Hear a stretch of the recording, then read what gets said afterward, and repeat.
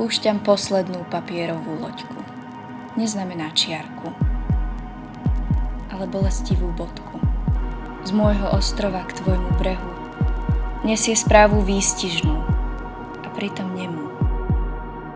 Dívam sa na breh, kde moje nohy nikdy neboli. Na tvoju tvár, na pokyn, či jej priplávať dovolí.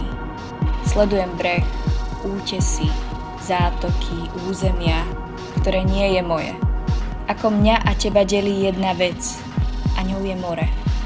Jazero slaných slz a jeho milníkom sa stáva obyčajná papierová loď. Pláva k tvojmu brehu a ja myšlienkami kričím: choď!